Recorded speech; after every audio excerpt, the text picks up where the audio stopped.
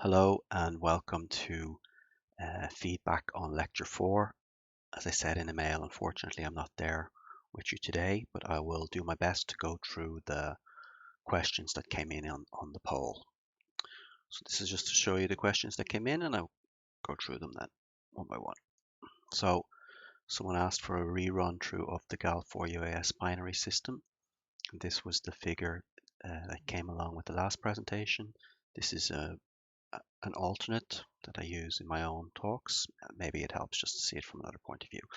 So GAL4 gene produces a protein, the GAL4 protein, and the GAL4 protein is a transcription factor that recognizes specific promoters called upstream activating sequence. So the DNA has a certain sequence that is recognized by this transcription factor, GAL4.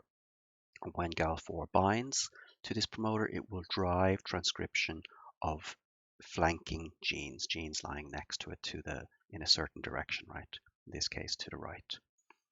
So how we use this system, we can have the GAL4 gene, both of these are from yeast, right? The GAL4 gene and the UAS promoter from yeast. We can put both into another animal, for example, fly. And when we do the cloning, we can clone in an enhancer for a gene of interest. It could be anything where and we'll get the expression pattern of GAL4 following this enhancer and promoter. So typical one here I show is an example of a fly wing disc, and in yellowy green here is expression of a gene called patched. You've heard of before. It's in the hedgehog pathway, and it's expressed in a stripe along the posterior anterior boundary, so in the middle here. So if we had the patched enhancer and promoter, we would fuse it in front of the DNA for the GAL4 gene, put that into the fly, and then it would produce GAL4 protein in this stripe. With the UAS promoter, we then tag that in front of any gene or RNAi, so a construct that can be used to target knockdown of specific genes. And then we would get production of the RNAi or protein of interest in the pattern of the original enhancer, in this case patched GAL4. So we would have patched enhancer promoter driving GAL4 protein being produced in a certain stripe, protein produced in a stripe, recognizes in those cells in that stripe UAS tag genes and will drive their expression so that we have not only GAL4, but we have then the other target protein being produced as well. The P elements, there was some questions. How does the recognition of the P element work in transposases? And I'm not sure what level of detail you want here. So I've worked with P elements before that are transposases, transposons, where the actually transposase activity has been separated from the recognition sequences. And we put in whatever kind of DNA we're interested in.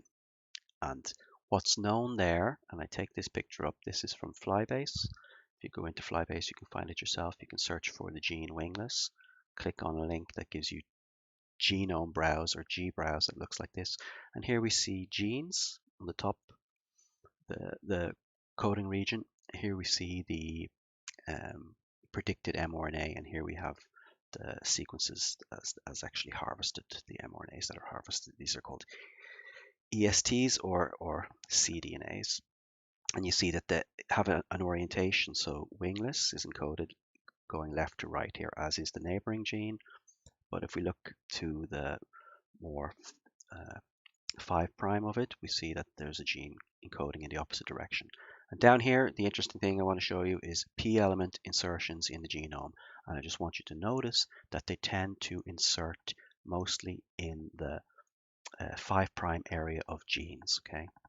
I write here all 5', but you can see they're not. But there's a preference that they go in the 5' area of genes. It's thought for this particular P element that it is random when it comes to DNA base recognition by the transposase, but this doesn't seem to be completely true. But It could be that, this region of the chromosome is more open to transcription, the transcriptional start site. That would make sense, right? That there are already some transcription factors sitting on the promoter waiting for further signals to drive transcription. And that accessibility enables the transposon to jump in, for example. Okay. Otherwise, there are some P elements that are known to have a preference for more intronic sequences, so that would be in between these coding regions here. Um, but to my knowledge, when it comes to these, there is no distinct recognition site.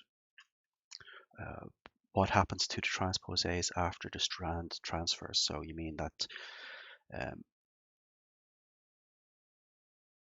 what happens to transposase? You mean the protein, right? That here is the transposase protein has been produced from the transposase gene sitting on the DNA, causes the recombination, exerts and reinserts, right, at a different place. What happens to the protein? I presume while it's active, you could have multiple insertions. You could jump in one place and then jump in another. Um, but the protein itself will have a half-life. All proteins have a half-life. They differ depending on the protein. They only live for, between 2 and 24 hours in the cell, let's say. So it can do its job while it's uh, there. When it's gone, then the transposase is stuck, let's say. Its spread is reliant on a reinsertion and a new transcription of the transposase again, right, to give us another jump. This is sort of most relevant for the copy paste mechanism of jumping, where you have one element, say it's here, when it cuts out, it's copied pasted into the other, and it's cut, I would say, and pasted rather than copy and pasted. So you don't have a growing number of P elements. There are other ones that have a real copy paste where they leave full elements behind and copy themselves into another place. And these, as you can imagine, would be extremely detrimental to the genome, probably kill the cell over time. So how many of these there are, I don't really know. I think most are cut paste. And even the cut paste P elements, actually they leave little traces behind, little telltale signs in the DNA that something has happened there, even though the P element is gone.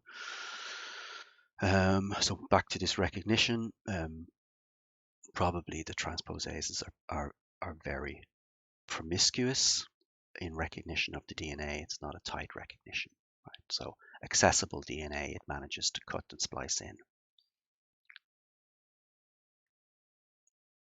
The differences or similarities between parasegments and segments and boundaries. Um, I see now. I didn't see that boundaries thing. Okay, well, parasegments, they're temporary, and they are really set up as signaling centers, and we need the parasegments to make the segments afterwards. The segments, they are permanent. They're even visible. We can see the segmentation, whereas the parasegments are invisible. We don't really see it. There's no sign of it in the adult, let's say, right?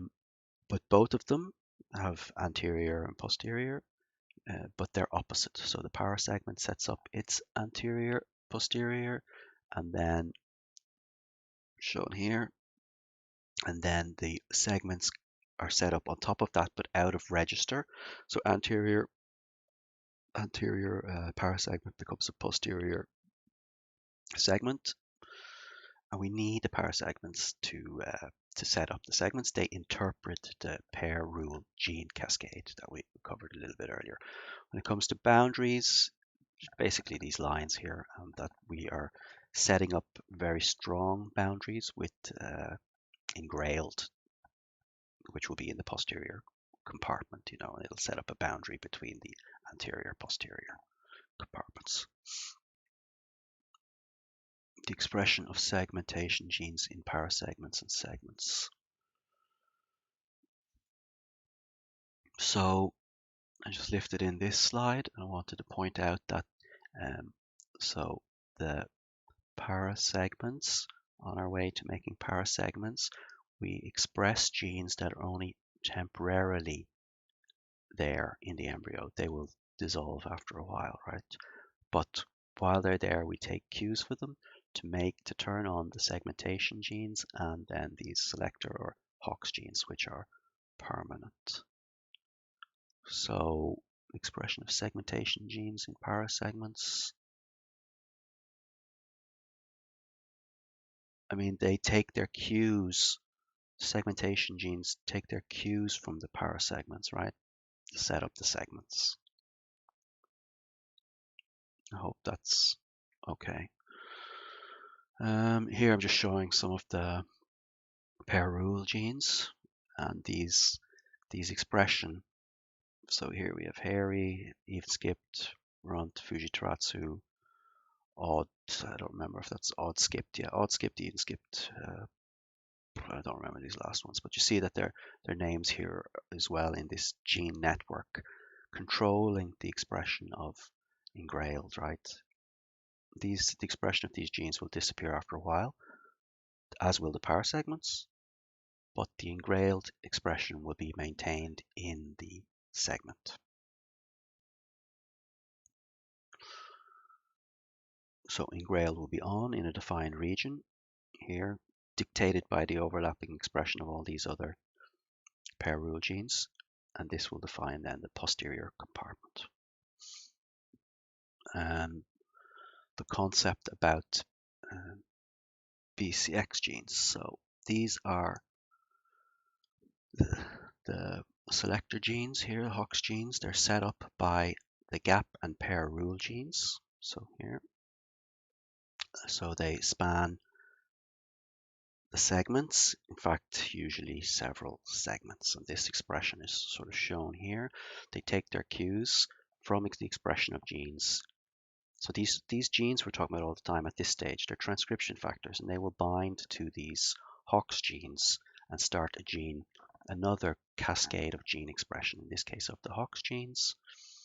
And the concept behind these Hox genes is that they have this 3 to 5 prime order of gene expression, which correlates with the spatial and temporal order of expression along the anterior posterior axis, and this is called collinearity. So they are ordered on the chromosome in a 3 to 5 orientation, and the one that's most 3' is switched on first and most anteriorly, and then the one that's switched on last is located in the and only in the last, the most posterior region of the animal is in the 5' of the gene order, right? This is this concept of collinearity, right? And these genes are very important to maintain the identity of the segments when all these earlier genes have disappeared, right? These are only temporary, used to switch on these segmentation and selector genes that will be maintained throughout the adult's life, telling you where in the body, telling a cell where in the body it is, if it's anterior or posterior. So then I can understand that this concept is a little bit confusing, and the person particularly took up the bithorax complex BXC instead of the Hox genes as a whole. So in this collinearity sort of whole concept really relies on the fact that when they made the first discoveries of these Hox genes, they found they were all in a row and they were all orientated in a 3 to 5' direction. And then they're transcribed in that order and they're expressed in these cells. This makes for a very nice model, but it turns out that the bithorax complex actually has split from the antennapedia complex a long time ago and is found, in fact, on a different chromosome. This is like a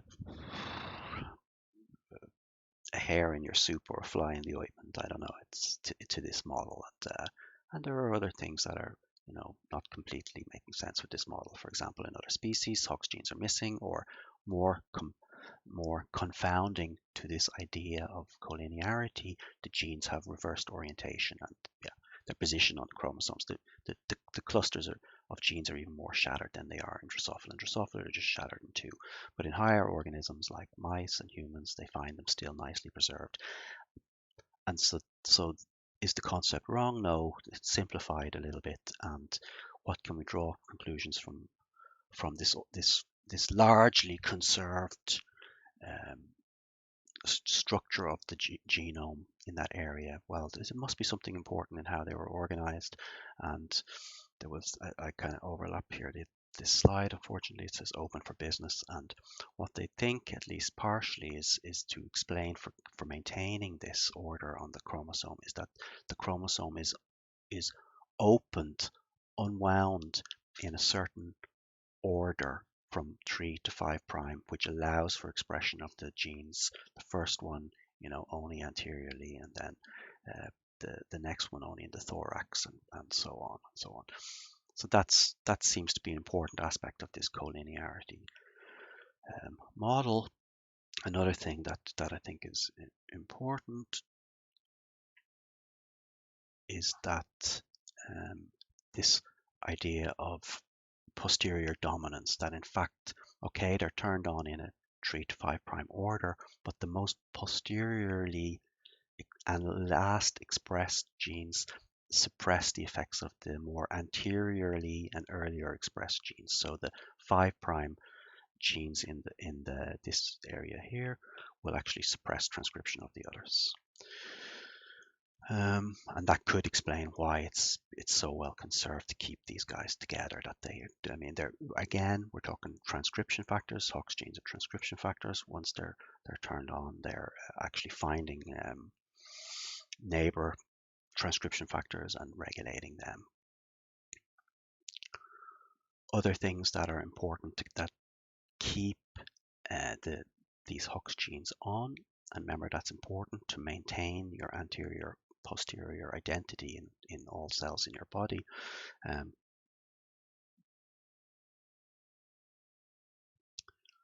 Is another group of genes that act on the chromatin to maintain its open and closed state. The polycomb group of proteins, they maintain homeotic genes in a repressed state, so they keep them off, and the trithorax complex maintain the homeotic genes in an open state that are already turned on. So if we go back to this, it doesn't go back. There. So in these cells, the more anterior cells that are expressing the more 3' Hox genes, these later Hox genes are never turned on. They will be kept repressed in these cells forever, basically, right? Yeah, and I think that is it for me. Yeah. Sorry, I'm not there in person to answer any follow-up questions. I hope that these questions or these answers have helped you anyway somewhat. And if not, you can post more questions, or we take them next week when I see you then. Okay? Talk to you soon.